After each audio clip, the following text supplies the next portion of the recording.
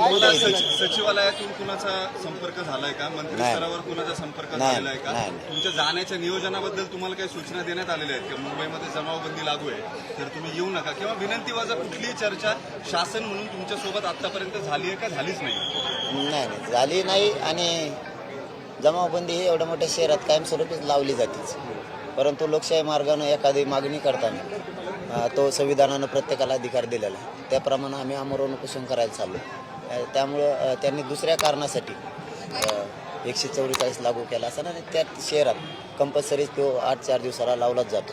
आमच्याचवरती आमच्यासाठी लावलाय असं आम्ही अंगावर घेण्याची काय गरज नाही. वाहनांना बंदी करण्यात आली आहे, वाहनांना पण बंदी करण्यात आली आहे. मुंबईमध्ये वाहनांना नो एंट्री अशा प्रकारचं सांगण्यात आलं आहे. सगळ्या वाहनाला मुंबईतल्या या वाहनं आहेत आपल्यासोबत, आमचे एकटेच आहेत.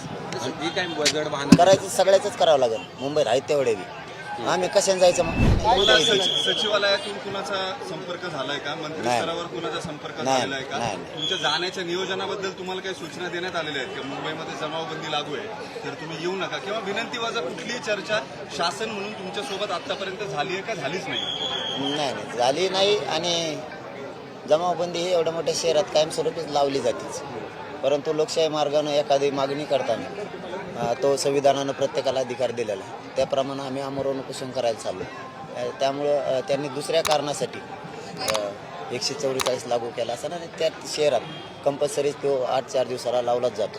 आमच्यासाठी लावलाय असं आम्ही अंगावर घेण्याची काय गरज नाही. वाहनांना बंदी करण्यात आली आहे, वाहनांना पण बंदी करण्यात आली आहे. मुंबईमध्ये वाहनांना नो एंट्री अशा प्रकारचं सांगण्यात आलं आहे. सगळ्या वाहनाला मुंबईतल्या या वाहनं आहेत आपल्यासोबत, आमचे एकटेच आहेत. जी काही जड वाहनं करायचं सगळ्याच करावं लागेल. मुंबईत आहेत तेवढे बी आम्ही कशाने जायचं मग? राजकारणातील प्रत्येक अचूक बातमीचे सर्वात आधी अपडेट्स मिळवण्यासाठी सरकारनामाच्या सर्व सोशल मीडिया प्लॅटफॉर्मला लाईक, फॉलो आणि सबस्क्राईब करा.